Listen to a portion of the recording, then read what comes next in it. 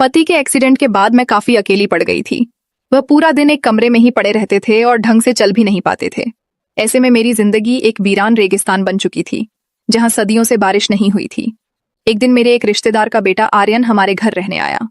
उसके आने से मुझे भी अच्छा लग रहा था और मेरा मन भी लगा रहता था।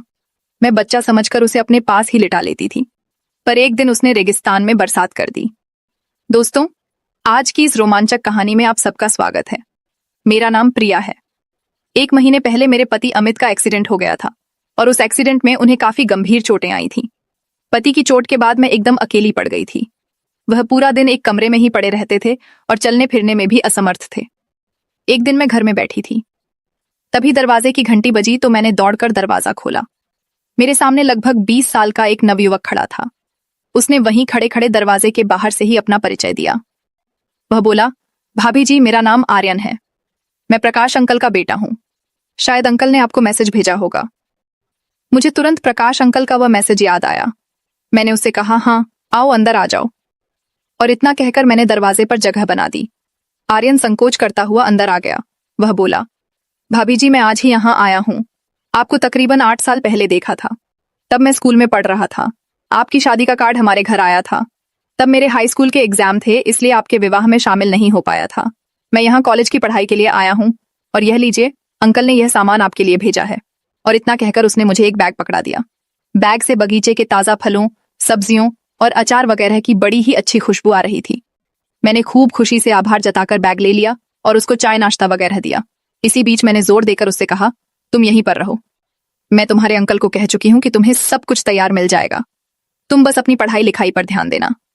आर्यन यह सुनकर बस एक बार में ही मान गया, मानो इसी बात को सुनने के लिए बेचैन था। वह उठा और जल्दी से अपना सारा सामान जो उसने बाहर रखा था झट से अंदर ले आया। उस पूरा दिन आर्यन बस अपना कमरा ठीक करता रहा। कुछ ही देर बाद वह यहाँ अपनापन महसूस करने लगा था, मगर उसका दिल यहाँ इतनी जल्दी लग जाएगा ये मैंने सोचा ही नहीं था।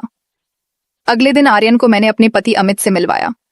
आर्यन ये सोचकर हैरान रह गया कि कमाल है, कल दोपहर से रात तक इनकी कोई आवाज तक सुनाई नहीं दी।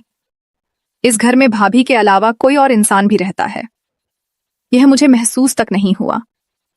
मैंने आर्यन की सोच में सावधान डालते हुए कहा, दरअसल बात यह है कि इनका एक गंभीर एक्सीडेंट हुआ था और तब से यह बेड पर ही पड़े रहते हैं। यह दिन भर तो सोते रहते हैं और रात भर जागते रहते हैं, मगर कल शायद ज्यादा दवाइयों की वजह से वह दिन भर और रात भर सोते ही रहे। दिन कुछ ऐसे ही गुजर रहे थे। मैं आर्यन के आने से बहुत खुश थी। 2 लोगों के इस सुनसान घर में कुछ रौनक सी आ गई थी। आर्यन स्वभाव का काफी अच्छा था और मेरा बहुत ख्याल रखने लगा था। एक रोज की बात है कि मैं किचन में काम कर रही थी और गाने गुनगुना रही थी। तभी आर्यन रसोई में आकर मेरा हाथ बटाने लगा।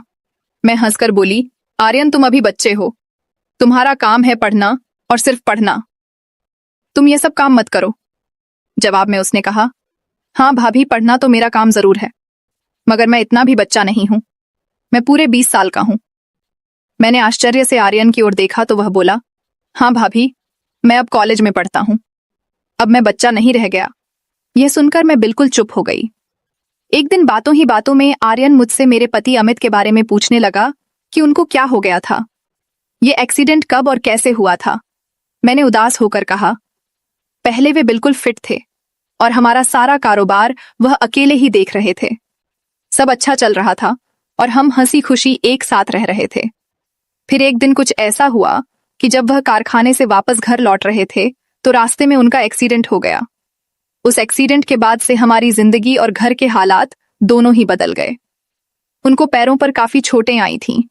सब इलाज करा लिया है, पर वह अभी भी ढंग से चल नहीं पाते हैं। फिलहाल तो उन्हें 2 कदम चलने में भी पूरे 10 मिनट लगते हैं, इसलिए वह ज्यादातर अपने कमरे में ही रहते हैं। सप्ताह में 3 दिन फिजियोथेरेपी कराने वाला आता है और बाकी समय में वह फिल्में देखते हैं और किताबें पढ़ते हैं। डॉक्टर ने कहा है कि समय लगेगा, पर वह धीरे धीरे ठीक हो जाएंगे और आराम से चलने लगेंगे। आर्यन ने यह सुनकर उनकी तरफ देखा। वह जानता था कि हमारी शादी को मुश्किल से 5 साल ही हुए होंगे। वह बोला, भाभी जी, आपकी शादी को तकरीबन 5 साल ही हुए हैं ना? मैं बोली, हाँ 5 साल हो गए हैं। वो बोला, मुझे भी याद है भाभी, उस समय मेरे एग्जाम चल रहे थे और इसीलिए मैं आपसे मिल भी नहीं पाया था। मैं शायद स्कूल में पढ़ता था, तब मैंने एक बार आपको देखा था। आप अंकल के पास कुछ किताबें लेकर आई थी। मैंने कहा, हाँ हाँ। तब तुम्हारे अंकल मेरे गणित के शिक्षक थे और मैं उनको किताबें लौटाने आई थी क्योंकि इसके बाद मैं दूसरे स्कूल में जाने लगी थी। दिन गुजरते रहे और आर्यन को हमारे यहाँ रहते 4 महीने हो गए थे। आर्यन लड़कपन के ऊपर खाबड़ रास्ते पर ही चल रहा था, लेकिन वह यह साफ समझ गया था कि हम दोनों पति पत्नी की खामोश जिंदगी में फिजियोथेरेपिस्ट के अलावा वही है जो थोड़ा बहुत संगीत की सुरई और ताल पैदा कर रहा था। आर्यन मुझसे नज़कियां बढ़ाने की लगातार कोशिश कर रहा था और मुझे भी इतने दिनों से कोई सुख नहीं मिला था, तो मैं भी उसकी तरफ खींची चली जा रही थी। हम दोनों काम से फ्री होने के बाद काफी समय एक दूसरे के साथ बिताया करते थे, साथ बैठकर खाना खाया करते थे और धीरे धीरे करीब भी होते जा रहे थे। मैं अब उससे प्यार करने लगी थी और मुझे पता था कि वह भी मुझसे प्यार करने लगा है, क्योंकि अब हमारे बीच का रिश्ता परवान चढ़ता जा रहा था। दिन गुजरते जा रहे थे और हमारे बीच की दूरियां घटती जा रही थीं। अब मुझे आर्यन का स्पर्श अच्छा लगने लगा था। वह मजाक मजाक में मुझे इधर उधर छू लेता था। वह शायद यह चेक करता था कि भाभी कैसे रिएक्ट करेंगी। कभी कभी अपने पति के बारे में सोचकर मैं काफी उदास हो जाती थी और मेरी आंखें नम हो जाती थीं। ऐसे में आर्यन ही मुझे संभालता था और मुझे गले लगा लेता था। हम दोनों अब साथ ही लेटने लग गए थे और एक दूसरे में गुम हो चुके थे। एक रोज की बात है।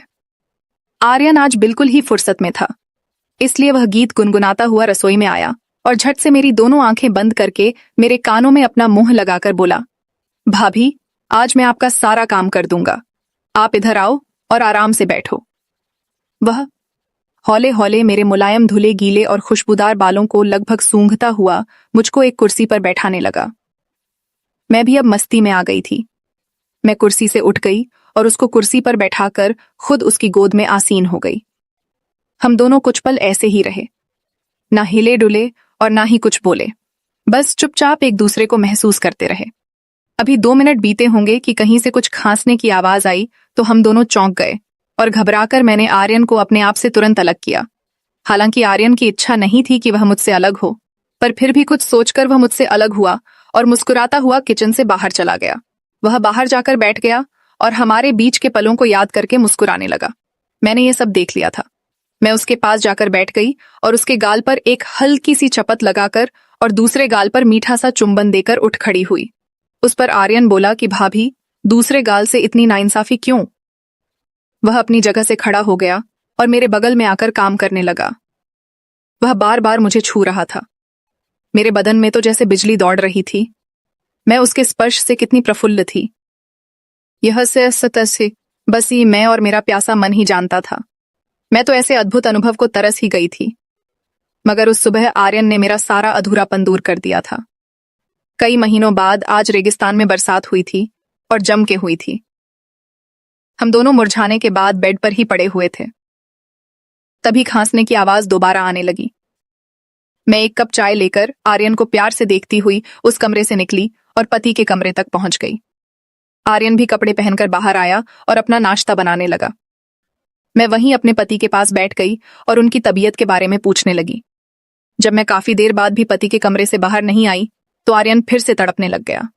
उसने जानबूझकर किचन में बर्तन गिराने शुरू कर दिए, मगर मैं उसके इस इशारे को सुनकर भी उसके पास नहीं गई। मैं अपने पति की दोनों हथेलियों को सहला रही थी, पर मुझे ऐसा लग रहा था कि मैं आर्यन की हथेलियों को सहला रही हूं। मैं आर्यन के साथ बिताए हुए पलों में खोती जा रही थी और अपने आप से बोल रही थी कि प्यार हमारे जीवन में बिल्कुल इसी तरह आना चाहिए। किसी उन्मुख झरने की तरह मेरे भीतर गुदगुदाहट सी छा रही थी। लेकिन मैं इस बात से बिल्कुल ही बेखबर थी कि मेरे पति को मेरा यह बर्ताव बेहद अजीब लग रहा था। वह भी यह महसूस कर रहे थे कि मैं अचानक से बहुत ही खुश रहने लगी हूं। मैं उनके साथ भी नहीं लेटती थी और अगर लेटती भी तो उनकी तरफ पीठ करके लेटती थी। मैं नई नवेली दुल्हन सी बन चुकी थी और मेरे तेवर और मेरे अंदाज मेरे पति को हैरान कर रहे थे। आर्यन भी, जो शुरू में उनसे कभी कभार 1 सेकंड के लिए ही मिलता था, वह अब कंधे भी दबा रहा था और चाय भी पिला रहा था। एक दिन रसोई में मैं चाय बना रही थी, तभी आर्यन ने आकर मुझे पीछे से अपनी बाहों में भर लिया और मुझे चूमने लगा। मैं भी उससे लिपट गई और हम दोनों एक दूसरे में खो गए। तभी खट की आवाज आई। इस आवाज से आर्यन चौंक गया। हम दोनों एक दूसरे से अलग हुए और हंसने लगे। आर्यन के प्यार को पाकर मैं बहुत खुश थी। पहले जो मुझे अपनी जिंदगी एक बोझ सी लगती थी, आज वही जिंदगी मुझे फूल सी, बादलों सी और रुई के फाहे सी लग रही थी। मैं आर्यन के यहाँ आने को कुदरत के किसी करिश्मे की तरह मान चुकी थी। आर्यन को यहाँ आए 1 साल पूरा होने जा रहा था और मैं उससे मिलकर निखर सी गई थी। अब हमारा पूरा जीवन मस्ती से सराबोर हो। दोस्तों, पहले पार्ट में आपने नेहा की अकेली जिंदगी और आर्यन के आने का किस्सा देखा। अब नेक्स्ट पार्ट में क्या होगा, ये जानने के लिए वीडियो को लाइक करें, चैनल को सब्सक्राइब करें और बेल आइकन दबा दें। जल्दी मिलते हैं अगले पार्ट में।